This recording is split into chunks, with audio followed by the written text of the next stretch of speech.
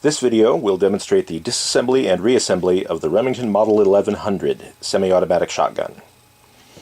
These instructions should mostly apply to the Model 1187, which has a different gas system. Remember that owner's manuals are available for free download from the manufacturer's website. First, as with any firearm, ensure all ammunition has been removed from the weapon. This video presumes you already know how to do this. My previous video, Basic Firearms Tutorial number 12, illustrates the process. This particular 1100 was probably made in 1972 and was found as an abandoned pile of parts in the back of someone's shop a few years ago. It shows evidence of having been neglected by previous owners over the last 44 years, but has been restored to service and is being used in 3-gun competition. After clearing the weapon, lock the bolt to the rear and avoid pressing the carrier release button, which will cause the bolt to slam closed. Remove the magazine cap, or in this case the extension tube. Sometimes I use a small rubber strap wrench.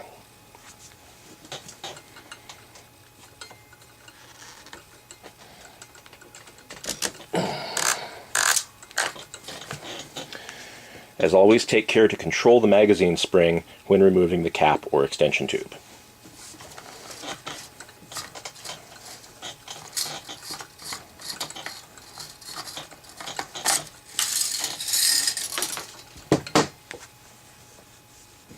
The spring and magazine follower can also be removed. The fore end can then be removed forward,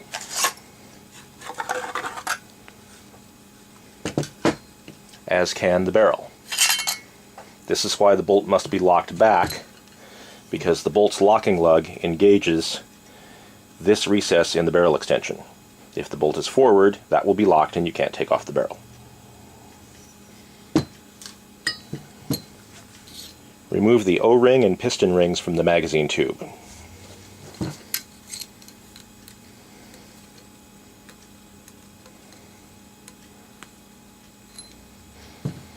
Inspect the O-ring for damage. It may eventually wear out. Replacements are inexpensive and can be found in stock in some stores or simply ordered online. Note the orientation of the piston rings. This will be revisited during reassembly.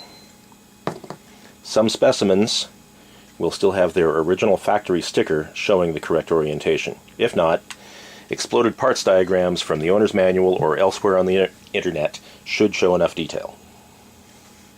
Restrain the bolt handle and press the carrier release, gently easing the bolt forward.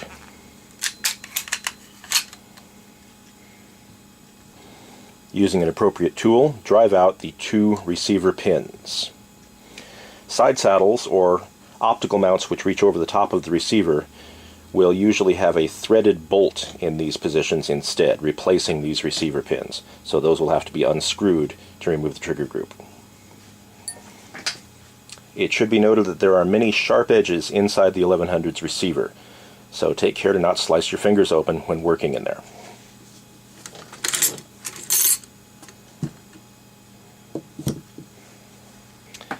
The shell stop inside the right side of the receiver is supposed to be staked in place.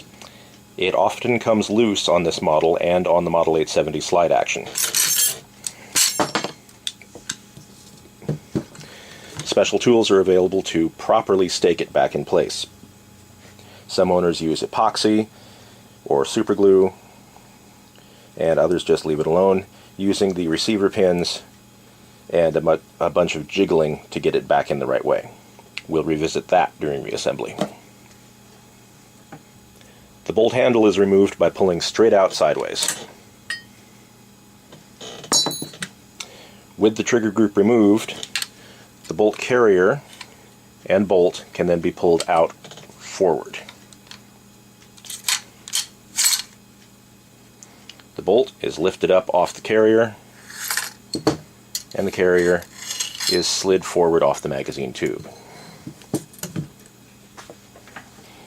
The bolt may also be disassembled, though I'm not going to. This large pin here can be driven out to remove the firing pin, which also holds in the locking lug. The extractor, like a Ruger 1022, can simply be pushed back and pulled out sideways, which I'm not going to do here either. The last piece inside is the action link. Watch out for those sharp edges now. And you can just simply pull this forward, swing it vertical, rotate it out of its rails in the receiver, and pull it out for cleaning or replacement. Note the action spring at the rear of the receiver, which is where the action link goes. That's the recoil spring. It goes down a tube inside the buttstock, rather like the earlier Model 11, which was recoil operated. If the action spring or tube needs service, the buttstock can be removed in the obvious way by removing the butt pad, accessing the large nut holding the buttstock onto the action spring tube, and removing the buttstock. This is also how you would replace the buttstock with an aftermarket accessory. I'm not going to do that with this specimen because, as you can see in this image, through years of neglect, the nut holding the buttstock onto the action spring tube is rusted solid and split from a previous attempt at removal. Yet, once I tracked down all the missing parts from this pile of parts, cleaned it, lubricated it, and tested it, it started running perfectly. So I put a slip-on recoil boot over what was left and have been using it in 3-gun competition ever since. Disassembly past this point should not be required for routine cleaning and maintenance. Detailed instructions for disassembly of the trigger group can be found in the Gun Digest Book of Firearms Assembly and Disassembly Part 5 Shotguns. I don't recommend it. Usually you just leave the trigger group alone. Wipe it with a rag and some Hoppe's No. 9. Put some cotton swabs in there if it's really dirty. Reassembly is mostly the obvious reverse. Let's take a closer look at the action link. Note the curvature, which is intended to match that of the buttstock, through which the action spring tube travels, and through which the action link must travel. Here is how the action link mates with the bolt carrier. To reinsert the action link, rotate it. Rotate it again, making sure you've got the curvature going the right way. Now it's in its rails.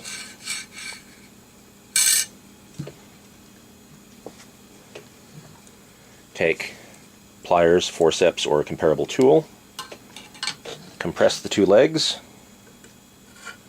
and stick that end into the action spring guide. Watch out for those sharp edges. The bolt carrier and bolt, note how the bolt moves in relation, or the bolt carrier moves in relation to the bolt. That's in battery, that's unlocked. Pretty obvious. This one great big locking lug here, as stated, goes into the recess here in the barrel extension, like most repeating shotguns.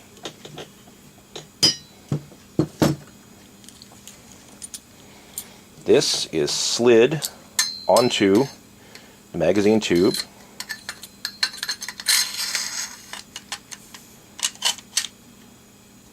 Jiggle it so it goes in. Be patient, do not use force. And if the action link falls out, you'll have to put it back in. Now you can see how the bolt carrier mates with the action link.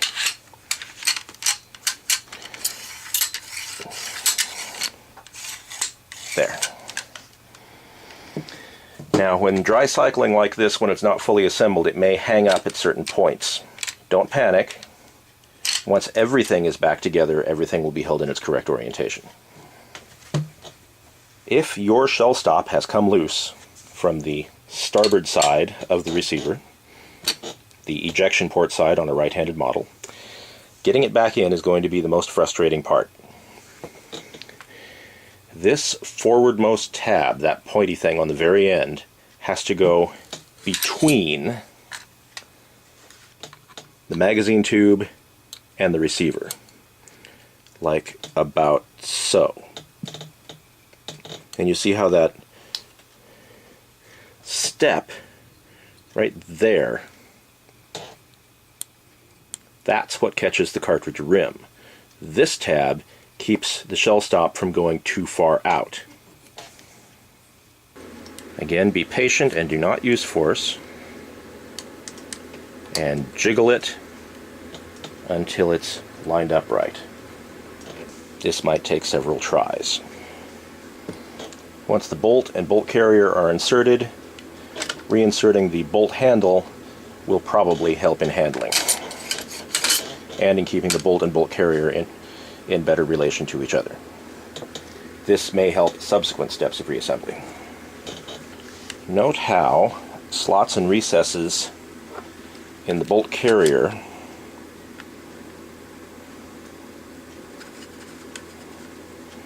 will affect the placement of the shell stop. So you might have to carefully retract the bolt just a little in order to get the shell stop in the right way. Once you've finally got it in, using the receiver pin as a slave pin will help keep it there.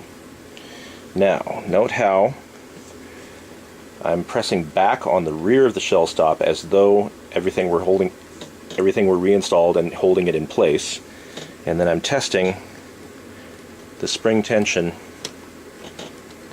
of the front of the shell stop. It's supposed to move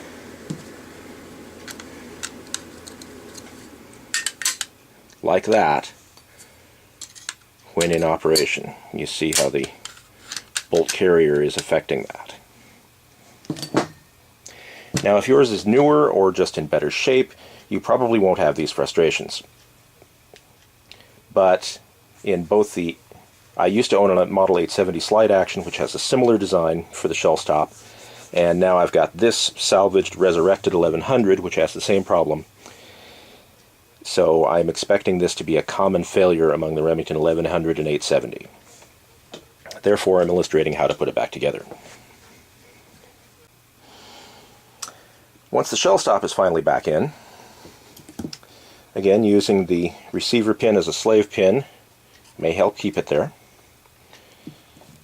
You will have to carefully reinsert the trigger group while not knocking the shell stop out of position. This is going to be the most frustrating part. Now you can take the rear end of the trigger group and slide it in like so, and that should work pretty well. Various tabs and springs may need a little encouragement to get back inside the receiver.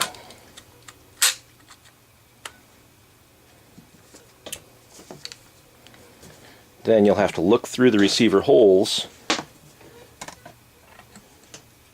and use a tool to line things up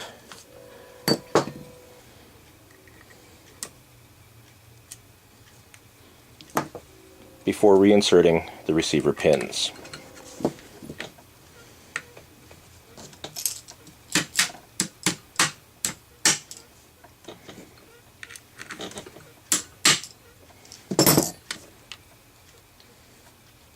Now you can take a look inside and test the shell stop again, which appears to be in the correct position. Once all of this is back in, you can lock the bolt back. Next will be the piston rings and O-ring. The concave part goes on first, most toward the rear, with the beveled edge forward.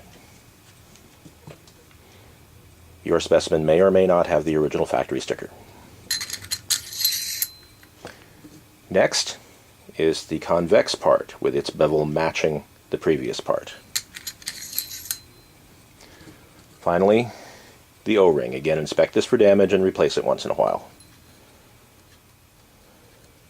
I ordered a 3-pack from Walmart.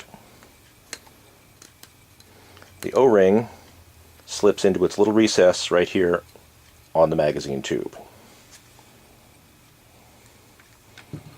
Again, you will note the neglect this weapon suffered before I acquired it. See the heavy pitting on the magazine tube, indicating many years of never having been cleaned. Yet it still works. The barrel is next to be installed. And again, the bolt must be locked back for the barrel extension to go into the receiver. Then the fore end slides on. Again, don't use force, be patient, jiggle until it goes in without too much effort. Now the magazine follower and spring.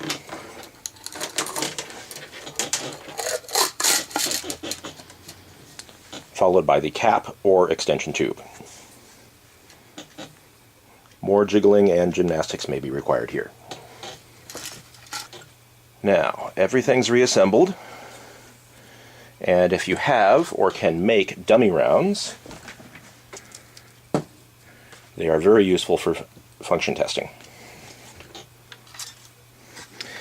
Here I'll try to demonstrate the grab 4 method I use to speed load in 3-gun competition from a belt caddy. There are several other methods. Choose the one that works best for you. If your hands are smaller, maybe 3 would be better than 4. So I would have these on my belt caddy, like so. I would grab 4, presuming I was just topping off. Grab 4 from the belt caddy, like so. Now remember from the previous video, the basic firearms tutorial, the 1100 will often lock back even if there's a round on the carrier if you're not live firing. If you are live firing with all the pieces sliding back and forth under gas pressure, everything should work. There's a lever on the lifter which will release the lifter to chamber that round. In live fire, that works, and this weapon is working perfectly so far despite the neglect and having to rebuild it.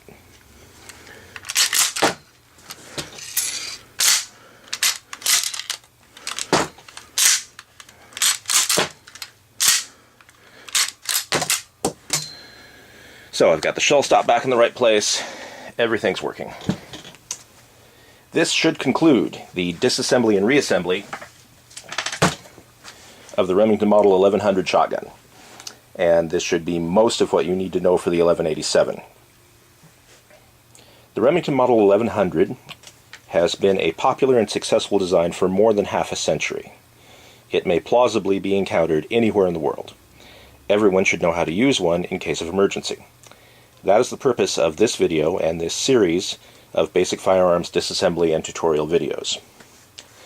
If you have any questions, please leave them in comments, and if you found this video useful, please consider a charitable donation through my website's PayPal button. Thank you.